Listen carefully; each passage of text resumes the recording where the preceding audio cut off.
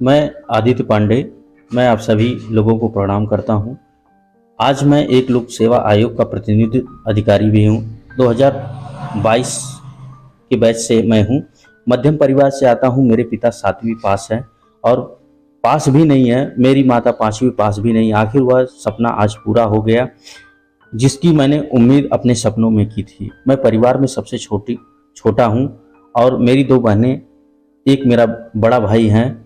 मैं सबका लाडला और दुलारा था।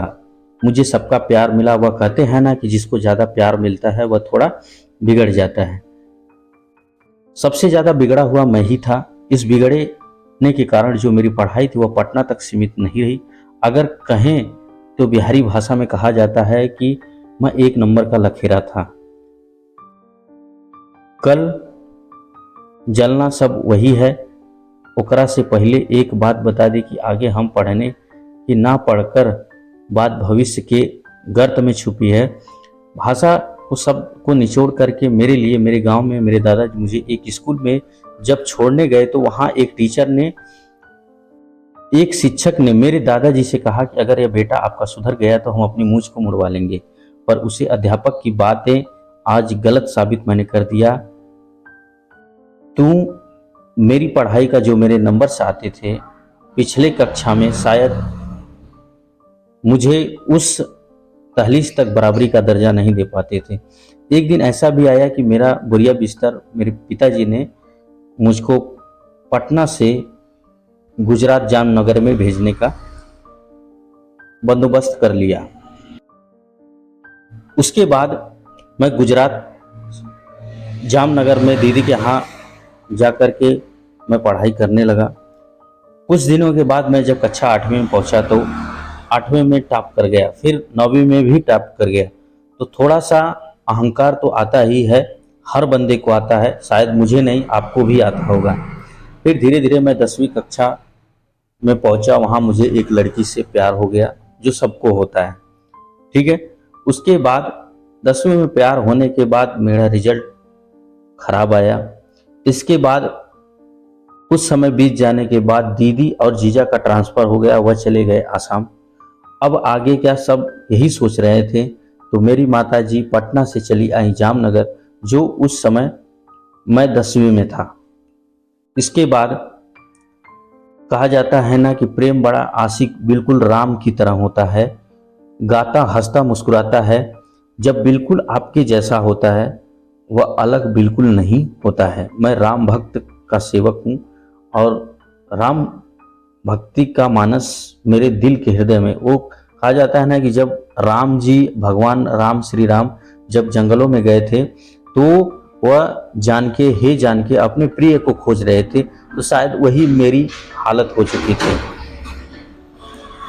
इसके बाद क्योंकि मैंने प्रेम के चक्कर में थोड़ा सा रिजल्ट खराब कर दिया, फिर वही नंबर आया जो पिछले वर्षों में आते रहे थे। मेरा अहंकार भी टूट गया। अब क्या था, पिताजी ने मुझे वापस पटना बुला लिया। पिताजी के आगोश में भी मुझे अब डर लगना लगा कि मैं अब उनके आगोश में ही पढ़ना पड़ेगा। वहाँ जाने के बाद मेरा कब कंकड़ बाग में एडमिशन हो गया।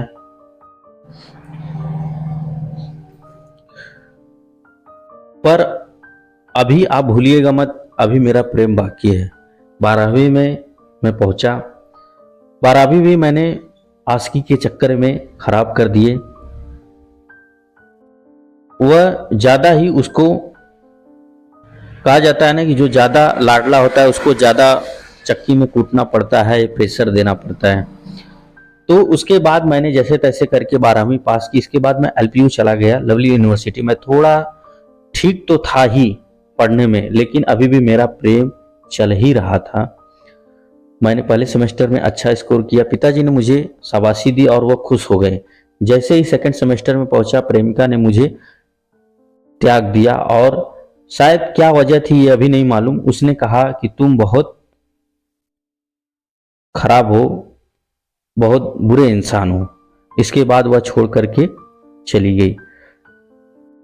इसके बाद 6 महीनों तक मैं लगातार उसके गम में डूबा रहा। इसके बाद धीरे धीरे मैं जैसे ही गम से उभरा, उसके बाद मुझे कहीं से UPSC का एक लिंक मिला। UPSC का जुनून जाग गया मेरे अंदर, आईएएस बनने का नशा चढ़ने लगा। अब मुझे लगा कि नहीं, मुझे बनना है और कुछ नहीं बनना है, सिर्फ क्या बनना है, आईएएस ही बनना है। 1 साल के बाद जब हमने पहला अटेम्प्ट 2022 का दिया, सिर्फ 6 महीने बचे थे, मैं अवाक रह गया, मैं टूट गया, मेरे हाथ पैर हिलने लगे। पापा ने कहा अगर तुम पढ़ते तो निकाल लेते। फिर आ गया 2021 में मैं प्रीलिम्स यूपीएससी करने, फॉर्म को भी फिलअप कर दिया। पूरी तरह से हम जी जान से तैयारी में लग गए। इस बार मन में ठान लिया कि इस बार हम इसको तोड़ेंगे, इस रिजल्ट को मैं फोड़ूंगा। आने के बाद पता चला कि मैं 25 नंबर से का गैप ले आया, यानी मैं 25 नंबर से रुक गया। फिर से हम हो गए फेल। जो थोड़ा वक्त था वह हमारे लिए चैलेंजिंग फेज था। कोविड का भी सिचुएशन फिर समाज को प्रभावित करने वाला था। जीवन में भी मेरे कोरोना का उथल पुथल रहा। कुछ दिनों के बाद वह मेरे सहयोगी मैं चला गया, जो जहाँ पे मैं तैयारी करता था, मेंटोर उसको कहते हैं कि जो अपना पार्टनर होता है, जो अपना सहयोगी सहपाठी होता है। तो मेंटोर मनीष सर ने कहा कि अगर आप चीज़ को एथिकली, मॉरली और डिपेंडेंटली अपने तरीके से सोचते हैं तो आप एक दिन जरूर सफल होंगे। उनकी ये कहावत मेरे दिल पर जाकर के लगी। इसके बाद मैंने वही किया जो मेरा दिल कहा। इसके बाद मैंने 2022 का प्रीलिम्स डाला, उसके बाद तैयारी की, उसमें जैसे तैसे करके मैंने पास कर लिया। इसके बाद जुनून बढ़ता गया। इसके बाद मैंने मेंस का पेपर दिया। इसके बाद जब मैं इंटरव्यू में पहुंचा, तो इंटरव्यू में पहुंचने के बाद कहा जाता है ना कि मॉक टेस्ट आपको देना चाहिए, तो ऐसा कुछ नहीं था। वो कॉन्फिडेंस आप लोग को डराते धमकाते हैं, ऐसा कुछ नहीं। अगर वहाँ जाए तो वह रेडली व्यवहार नहीं करते, वह लवली व्यवहार करते हैं, जो भी इंटरव्यूअर वहाँ पे होते हैं। तो मेरे मन में कई सवाल चल रहे थे। इसके बाद जैसे तैसे मैं करके वहाँ पहुँचा। इसके बाद प्रश्नों का एक सार चलना शुरू हुआ इंटरव्यूअर की तरफ से, मैंने उनको फेस करता चला गया। इसके बाद फिलॉसफी के कुछ क्वेश्चन, इस तरह से प्रश्नों का अंबार चला गया। इसके बाद धीरे धीरे मैं एक एक प्रश्नों का उत्तर देते चला गया। इसके बाद वहाँ से मैं जैसे तैसे इंटरव्यू करके निकला। सुंदर होगा कि मेरा मेंटोर ने कह ही दिया था। फिर मैं घर आया तो मैंने घर वालों ने मुझसे पूछा कि कैसा पेपर रहा, तो उसने कहा कि जो भी होगा अच्छा होगा और बहुत ही अच्छा होगा। और मेरे सहयोगी एंड मेंटोर ने, उन्होंने भी कहा कि 185 प्लस नंबर तो आने ही चाहिए, इससे कम नंबर नहीं आना चाहिए। कम की तो बात ही नहीं है। और हुआ भी कुछ ऐसा कि मेरे 190 नंबर आए और मेरे पास मेंस में 822 नंबर टोटल से 1012 हो गए। भगवान राम की कृपा रही। वह कहते हैं ना कि जैसा प्रभु चाहते हैं वैसा ही होगा। भैया वही हुई हैं जो राम रचि राखा, ये कहावत है बिहार की, यानी गांव इलाकों की। और मैंने घर पर ही बोल दिया था कि मैं पहले पेज में मेरा नाम आएगा। तो शायद वह बात कहीं ना कहीं मेरे अंदर एक आशा की किरण दे रही थी। इसके बाद जैसे जिस दिन रिजल्ट आने थे मैं चेक करता रहा, 12:30 बजे तक मैं चेक करता गया और मेरी तबीयत भी अंदर से खराब हो रही थी, जो सबकी होती है। इसके बाद मैं जैसे ही कुछ समय के बाद मेरे मेंटोर का कॉल आया। मेंटोर ने कहा कि भैया रिजल्ट का क्या हुआ, तुम्हारा रिजल्ट आया, देखा क्या तुमने? तो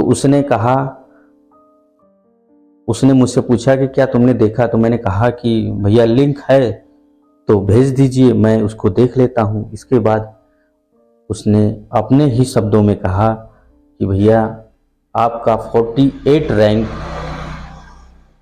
आपका नाम आदित्य पांडे, पिता का नाम यह है और आपका नाम पहले ही पेज में है और आपकी रैंक 48 है फिलहाल। इसके बाद जो खुशी का अंबार था इस तरह से उमड़ रहा था दिल में कि शायद वह पल मैं आप लोगों को कैसे बयां कर सकता हूं। सिविल प्रशासनिक सेवा अधिकारी रहे, इसके बाद मैंने वहाँ पर जो खुशियाँ थी वह परिवार में शेयर की और मेरे परिवार वाले बहुत ज़्यादा खुशी हुए। तो यह सबसे बड़ी मोटिवेट अंदर से हमको करती है दोस्तों कि हम किस प्रकार से अपने जीवन को, अपने समय को प्रेफर करते हैं। तो इसी तरह की मोटिवेशनल स्टोरी हम लाते रहते हैं। अगर आप यहाँ तक बने रहे, अगर स्टोरी आप लोगों को पसंद आई तो चैनल को लाइक शेयर सब्सक्राइब जरूर कर लीजिएगा। इसी तरह से अपना प्यार और सपोर्ट दीजिएगा। जय हिंद, जय भारत।